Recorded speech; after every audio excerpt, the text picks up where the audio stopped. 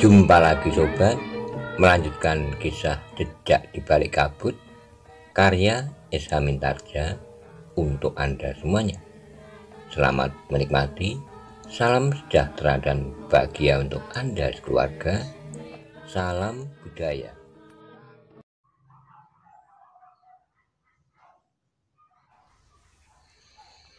Pada episode sebelumnya dikisahkan, pasukan Haryowisoko dikejutkan oleh kedatangan pasukan berkuda dari Pajang yang datang melanda seperti air bah.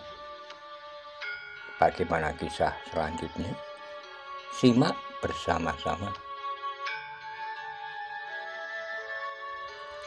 Haryowisoko yang bertempur melawan Pangeran Benowo mengumpat kasar. Dengan kemarahan yang menggelegak di dadanya, Haryowisoko pun berteriak, "Apa kerja kelompok yang menutup jalan masuk ke Pajang, sehingga prajurit berkuda itu mendapat laporan tentang pertempuran di hutan ini?" Tidak ada yang menyaut. Orang-orang yang bertempur di dekat Haryowisoko juga mempunyai pertanyaan seperti yang diteriakkan oleh Haryowisoko. Namun segala sesuatunya sudah terjadi. Pasukan berkuda itu telah berada di hutan Jabung, bahkan telah mengepung pasukannya. Justru Pangeran Benowo lah yang bertanya sambil melompat surut. "Kau bertanya kepada siapa, Paman? Kepadaku atau kepada orang lain?" Haryowisoko tidak menjawab, tetapi ia justru menggeram. "Anak yang malang, kedatangan mereka akan mempercepat kematianmu. Semula aku masih memikirkan kemungkinan untuk memaafkanmu asal kau serahkan cincin itu kepadaku. Tapi sekarang kesempatan itu telah tidak ada sama sekali. Aku harus segera membunuhmu, kemudian menyapu pasukan berkuda itu sampai orang yang terakhir." Tetapi Pangeran Benowo tertawa, katanya, "Dalam keadaan seperti ini, Paman masih sempat bermimpi. Lihat Paman, pasukan Paman sudah terkurung. Pasukan Paman memang mungkin mendesak ke dalam kepungan karena jumlah pasukan Paman jauh lebih banyak dari pasukan kami. Tetapi kedatangan pasukan berkuda itu tentu akan membawa perubahan. Jangan banyak bicara, kau lebih baik mempergunakan kesempatan ini untuk berdoa. Sekejap lagi nyawamu akan terpisah dari ragamu." Namun Haryowisoko lah yang terkejut, demikian mulutnya terkatup. Ujung tombak Pangeran Benowo terjulur ke arah mulutnya. Hampir saja Haryowisoko terlambat, namun ia masih sempat melompat surut sambil merendah. Bahkan Haryowisoko sempat menjulurkan senjatanya ke arah lambung Pangeran Benowo. Namun Pangeran Benowo dengan tangkasnya menggeliat, sehingga ujung senjata itu tidak menyentuhnya. Haryowisoko yang kemudian mengerahkan kemampuannya mencoba untuk dengan cepat menghabisi perlawanan Pangeran Benowo. Tetapi Pangeran Benowo yang menyadari keadaan telah meningkatkan ilmunya. Ternyata Haryowisoko tidak segera mampu mengakhiri perlawanan Pangeran Benowo yang jauh lebih muda dari dirinya itu. Meskipun pedangnya berputaran seperti baling-baling yang mengitari tubuhnya, sehingga seakan-akan tubuh Haryowisoko terbalut oleh awan yang putih kelabu. Namun ujung pedang itu sama sekali tidak mampu menyentuh tubuh Pangeran Benowo. Namun Pangeran Benowo pun mengalami kesulitan untuk menembus kabut yang menyelimuti tubuh Haryowisoko. Sementara itu, pasukan berkuda yang telah mulai memasuki arena pun segera menambah keseimbangan pertempuran. Jika semula para pengikut Haryowisoko yang mengepung para cantrik dan prajurit yang jumlahnya lebih kecil dari para pengikut Haryowisoko, sehingga mereka semakin terhimpit dalam kepungan yang menyempit, maka justru pasukan Haryowisoko lah yang kemudian telah terjepit. Di bagian dalam mereka harus menghadapi prajurit Pajang dan para cantrik yang sudah berada di hutan Jabung. Sedangkan keluar mereka menghadapi para prajurit dari pasukan berkuda yang tegar, yang tenaga dan kekuatannya masih utuh. Sementara itu, kaki-kaki kuda yang berlari-lari mengelilingi medan akan dapat melukai para pengikut Haryowisoko yang menjadi lengah. Pertempuran di arena itu menjadi semakin sengit. Para prajurit berkuda yang senjata pedang bertempur dengan garangnya. Pedang mereka menyambar-nyambar seperti kuku-kuku elang yang tajam mencekam anak ayam yang berlari ketakutan. Tetapi para pengikut Haryo Wisoko bukannya tidak memberi perlawanan. Mereka pun berusaha untuk meruntuhkan para prajurit yang ada di punggung kuda itu. Beberapa orang telah melemparkan tombak mereka, ternyata ada juga yang berhasil. Seorang prajurit berkuda yang dadanya tertembus tombak telah terlempar jatuh dari kudanya. Tapi prajurit yang lain sempat menangkis dengan pedangnya, sehingga tombak itu terlempar jatuh di tanah tanpa menyentuh sasarannya. Tetapi para pengikut Haryo Wisoko yang marah karena tidak berhasil mengenai penunggangnya, telah menyerang kudanya dengan sengaja. Mereka tidak menghiraukan siapakah sebenarnya lawan mereka, tapi kuda-kuda yang menjadi tunggangan itu mereka anggap ikut bersalah. Dengan demikian, maka beberapa ekor kuda telah jatuh terguling. Ujung tombak telah menembus tubuh mereka, sementara penunggangnya jatuh. Namun mereka dengan tangkasnya melompat bangkit. Senjata mereka yang masih tetap dalam genggaman pun segera berunduk. Mereka juga tidak menjadi tanggung jika mereka harus bertempur dengan kaki menginjak bumi. Dengan demikian maka pertempuran di hutan Jabung pun menjadi semakin sengit. Pasukan yang dikerahkan oleh Haryo Wisoko tidak lagi dapat menekan lawan-lawan mereka. Para cantrik dan para prajurit dari pasukan khusus yang memang dikirim untuk melindungi para cantrik, terutama karena di hutan Jabung hadir juga Pangeran Benowo dan Raden Sutawijaya, tidak lagi mengalami tekanan yang sangat berat. Sebagian lawan mereka telah bergerak surut untuk menghadapi pasukan berkuda yang datang bagaikan arus banjir bandang itu. Haryo Wisoko yang mengetahui langsung dan kemudian mendapat laporan tentang keadaan medan berteriak nyaring, "Tutup mulutmu, Dungu! Kau kira aku buta dan tidak dapat melihat apa yang terjadi?" Penghubung itu terdiam, namun ia pun harus segera tanggap akan keadaan di sekitarnya. Karena itu maka menghubung itu pun harus bertempur untuk melindungi dirinya.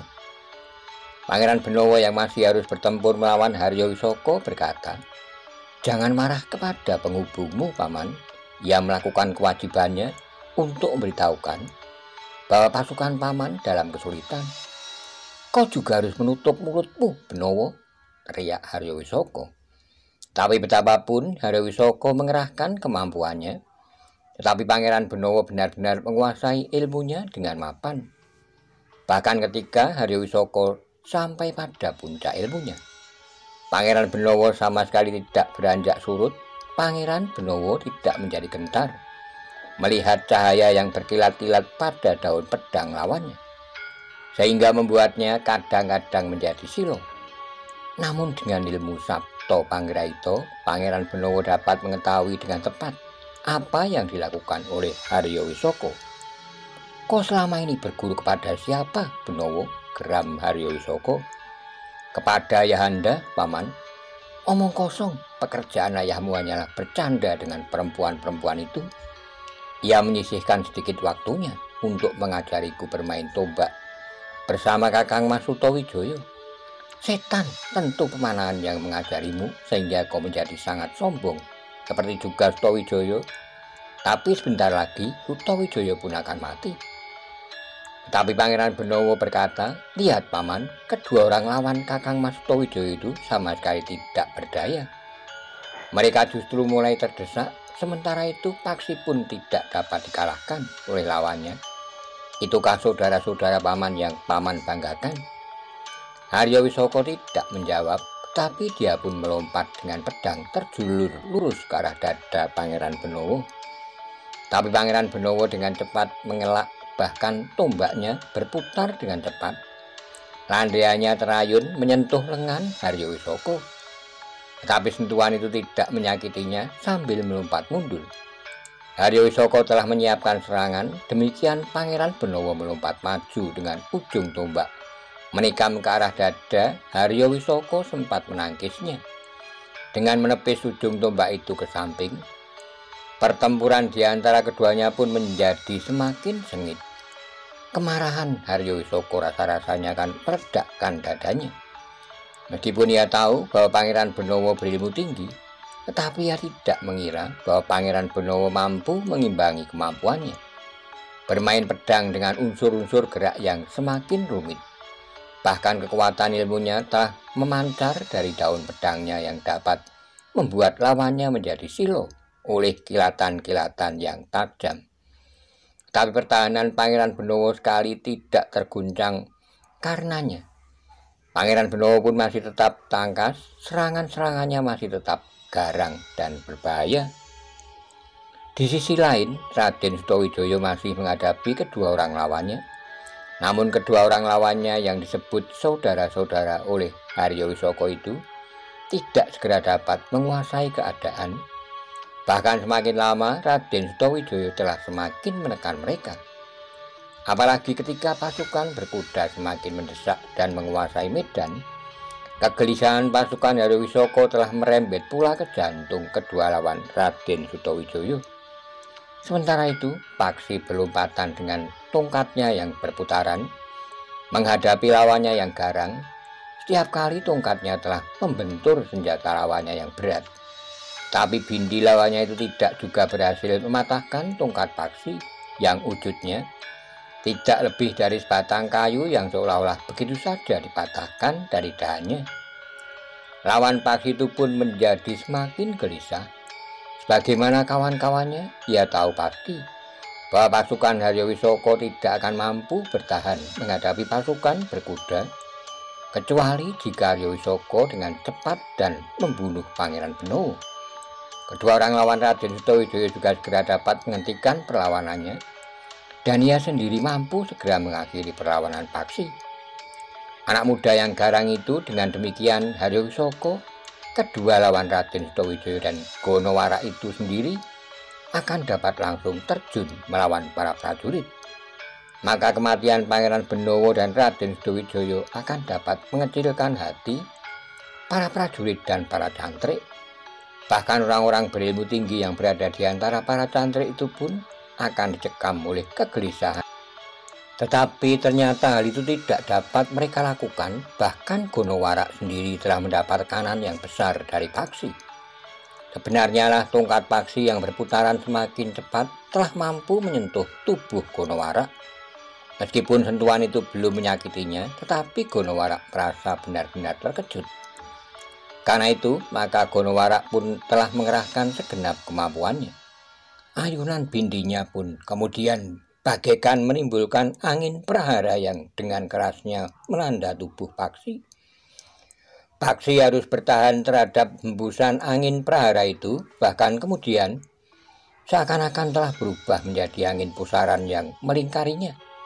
Debu dan sampah dedaunan berterbangan di sekitarnya, bahkan angin seakan-akan mengangkatnya ke udara. Ilmu iblis mana lagi yang dipergunakan warak gila ini, geram Paksi. Namun Paksi telah mengenal ilmu seperti itu. Mungkin orang yang pernah menyerangnya dengan ilmu serupa adalah saudara perguruan Gonowara. Tapi mungkin juga bukan, mungkin mereka adalah gumpalan sempalan dari perguruan yang semula mempunyai satu lajur. Justru karena itu Paksi telah mendapat petunjuk bagaimana ia harus melawannya sambil berdiri tegak dengan lutut yang sedikit merendah. Paksi pun telah memutar tongkatnya dilambari dengan ilmu yang telah pernah disadapnya.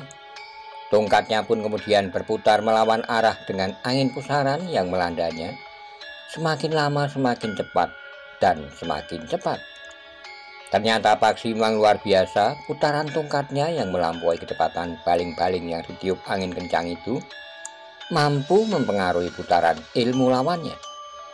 Angin pusaran itu semakin lama menjadi semakin mengecil, sehingga akhirnya yang terjadi adalah gejolak angin yang kacau tanpa arah. Debu dan sampah beramburan ke segala arah, hembusan udara yang tidak menentu, dan kacaunya penglihatan oleh debu dan sampah dedaunan. Gonowara mengumpat kasar, namun kemudian dihentakkannya bindinya langsung mengarah ke tubuh Paksi. Namun Paksi pun telah bersiaga sepenuhnya. Dengan cepat ia mengelak, Bindi itu terayun sejengkal dari keningnya. Bahkan Paksi masih sempat mengulurkan ujung tongkatnya. Gonowara tidak menduga bahwa Paksi justru menyerangnya dengan ujung tongkatnya. Karena itu ujung tongkat itu telah mengenai lambungnya. Gonowara segera melompat mengambil jarak, namun Paksi justru memburunya. Serangan itu pun telah menyusul pula. Tongkatnya terayun mendatar menyambar ke arah lututnya. Gonowara melenting tinggi sekali, ia berputar di udara. Kemudian jatuh tepat pada kedua telapak kakinya, sementara tubuhnya seakan-akan menjadi lentur. Sekali lagi tubuhnya melenting dan terayun di udara. Dengan sebuah putaran di udara, maka Gonowara telah mengambil jarak, sehingga ketika Paksi memburunya, Gonowara telah bersiap sepenuhnya. Namun dalam pada itu, para prajurit berkuda semakin menguasai arena. Para pengikut Haryowisoko semakin terhimpit antara kekuatan yang ada di dalam kepungan mereka dan kekuatan yang kemudian ada di dalam kepungan mereka dan kekuatan yang kemudian justru mengepung mereka. Karena itu maka keutuhan pasukan para pengikut Haryowisoko menjadi semakin rapuh. Sementara itu para prajurit dari pasukan berkuda yang datang dalam keadaan yang bugar bertempur semakin garang. Haryowisoko yang terkepung memang tidak mempunyai pilihan lain kecuali bertempur. Tetapi ia masih dapat berusaha. Tiba-tiba saja Haryowisoko telah meneriakkan aba-aba sandi yang meskipun telah disepakati oleh para pemimpin pasukan Haryowisoko, namun mereka sama sekali tidak berniat untuk melontarkannya. Namun ternyata isyarat sandi itu terlontar juga. Para cantrik dan para prajurit Pajang tidak ada yang mengetahui arti dari isyarat itu. Namun mereka pun telah mempersiapkan diri pula. Mereka memperhitungkan bahwa pasukan Haryowisoko itu akan berusaha meninggalkan medan. Tetapi yang terjadi kemudian agak berbeda dari perhitungan mereka. Haryowisoko tidak beranjak dari lawannya, demikian pula kedua lawan Sutowijoyo yang menjadi semakin sulit. Lawan Paksi pun tidak meninggalkan anak muda itu pula. Namun yang terjadi adalah goncangan di medan pertempuran. Ternyata isyarat itu adalah usaha pasukan Haryowisoko mengerahkan kekuatan di satu sisi. Pasukan mereka seakan-akan telah bergeser dan memusatkan perlawanan mereka pada sisi yang mereka anggap lemah. Isyarat berikutnya telah terlontar pula dan pertempuran pun segera berubah bentuknya. Pasukan Haryowisoko telah menggempur dinding kepungan yang mereka anggap lemah. Dengan demikian maka hentaan itu telah mendesak para prajurit dan pasukan berkuda di satu sisi untuk bergeser surut. Namun sebelum lingkaran itu pecah, para prajurit berkuda dengan cepat memperkuat dinding kepungan yang hampir koyak itu. Namun gerak pasukan Haryowisoko telah berubah lagi. Pada dasarnya pasukan Haryowisoko telah mengacaukan garis pertempuran. Sebagian dari mereka sengaja menyusup masuk di sela-sela pasukan lawan. Yang lain bahkan ada di antara mereka yang sengaja bergerak dengan cepat menyilang garis pertempuran.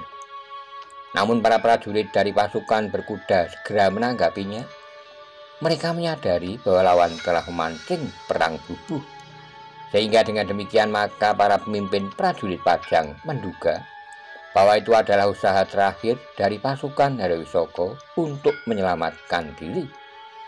Dalam pada itu Haryowisoko sendiri masih ingin mempergunakan kesempatan yang ada untuk menangkap atau membunuh sama sekali Pangeran Benowo. Namun ternyata Pangeran Benowo memiliki ilmu yang lebih tinggi dari dugaannya. Karena itu maka Haryowisoko lah yang mengalami kesulitan. Tetapi Haryowisoko sama sekali tidak berputus asa. Dikerahkannya segenap ilmunya untuk mematahkan perlawanan. Yang nasibnya lebih buruk dari Haryowisoko adalah Gonowara, seorang yang diakui saudara oleh Haryowisoko, seorang yang berasal dari sebuah perguruan di seberang Gunung Kendeng. Ternyata Paksi yang bersenjata tongkat itu mampu mematahkan ilmu yang berkembang dan bersumber dari Aji Sapu Angin. Karena itu maka justru Gonowara lah yang kemudian mengalami kesulitan. Sekali-kali tongkat paksi telah dapat menyentuhnya, bahkan ketika ujung tongkat paksi menyambar lambungnya, Gonowarak terdorong beberapa langkah surut, perutnya terasa menjadi mual. Namun sebelum Gonowarak sempat memperbaiki keadaannya, tongkat paksi yang terayun mendatar menyambar ke arah kening. Gonowarak masih sempat menangkis dengan bindinya yang berat, sehingga ujung tongkat itu tidak mengenainya. Namun dengan sangat cepat paksi memutar tongkatnya, tongkat itu terjulur lurus menggapai dadanya. Gonowarak terdorong dengan derasnya. Kali ini ia tidak berhasil mempertahankan keseimbangannya, sehingga Gonowarak pun jatuh terbanting di tanah. Namun dengan cepat Gonowarak melompat bangkit. Dengan berteriak nyaring, Gonowarak memusatkan nalar budinya.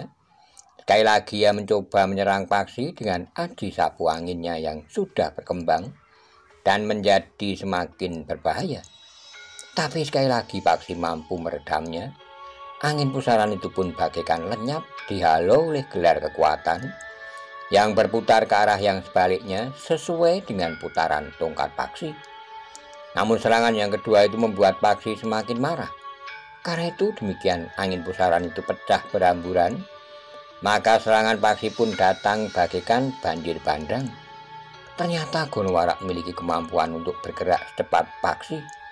Karena itu maka ujung tongkat paksi pun telah mengenainya pula, bahkan menjadi semakin sering. Ketika tongkat itu benar-benar mengenai keningnya, maka pandangan mata Gonowarak bagaikan menjadi gelap. Sebelum ia sempat berbuat sesuatu, maka tongkat paksi telah memukul tengkuknya, sehingga Gonowarak itu jatuh tertelungkup. Sekali lagi paksi mengangkat tongkatnya, namun kendali nalarnya mampu mencegahnya. Baginya orang itu akan menjadi penting jika paksi menghubungkannya dengan rencana khusus orang itu untuk membunuhnya. Karena itu maka paksi mengurungkan niatnya untuk membunuhnya. Ketika Gonowarak mencoba untuk bangkit sekali lagi, paksi memukul tengkuknya, tapi tidak dengan tongkatnya.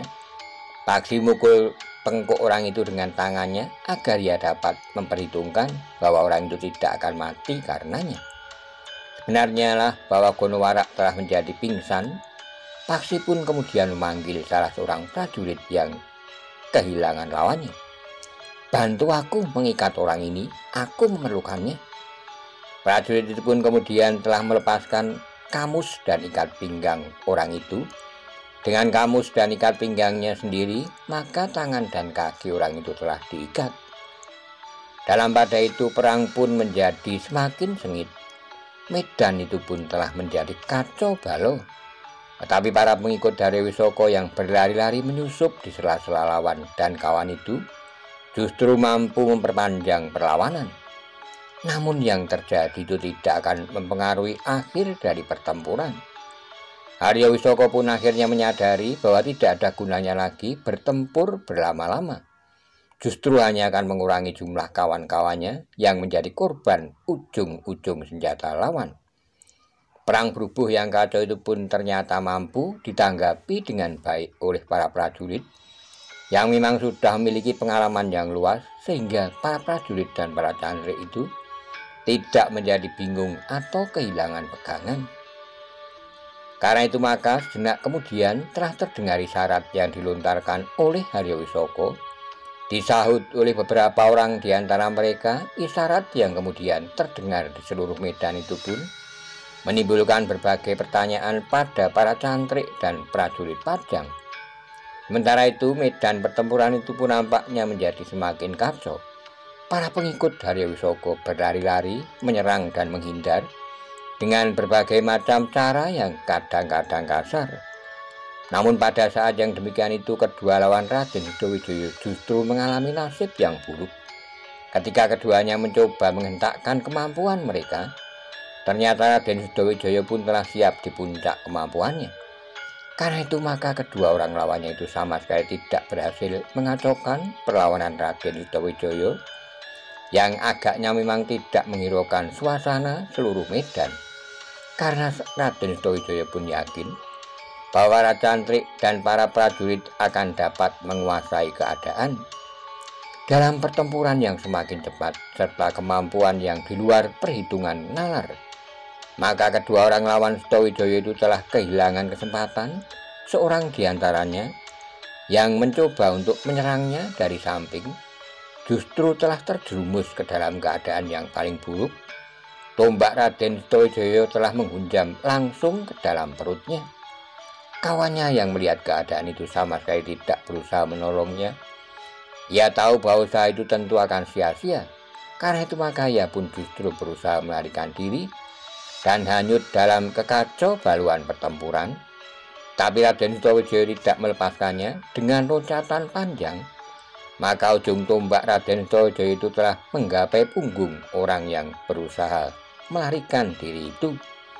Terdengar teriakan nyaring, namun kemudian pada saat yang demikian maka pertempuran pun menjadi semakin kacau. Namun para pengikut Haryawisaka telah mempergunakan kesempatan untuk bergerak keluar dari arena. Mereka bergerak ke arah hutan jabung yang masih lebat. Haryawisaka yang tidak lagi mempunyai kemungkinan untuk berhasil menangkap atau membunuh Pangeran Benawa pun berusaha untuk pergunakan kesempatan itu melarikan diri dalam perlindungan kekacau baluan itu. Namun dalam pada itu terdengar Kironggo Yudo Pranoto berteriak, "Menyerahlah, kalian tidak mampu mempunyai kesempatan lagi." Tapi para pengikut Haryawisaka tidak segera memenuhi perintah itu. Mereka masih berusaha untuk melepaskan diri. Mereka menyadari bahwa jika mereka menyerah, mereka akan diadili dengan tuduhan pemberontakan. Sementara itu, Haryawisaka sendiri masih mencari kesempatan untuk dapat menghindari lawannya yang masih muda itu. Ketika arus kekacauan seakan-akan melanda arena tempat Haryawisaka bertempur, karena para pengikut Haryawisaka sengaja ingin memberi kesempatan kepada pemimpinnya untuk melarikan diri, maka Haryawisaka telah berusaha untuk hanyut dalam arus yang bergejolak keras itu.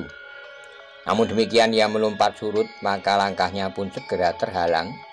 Ternyata Raden Sutawijaya telah berdiri dengan tombak pendek di tangannya menghadangnya. Haryawisaka pun segera bergerak ke samping.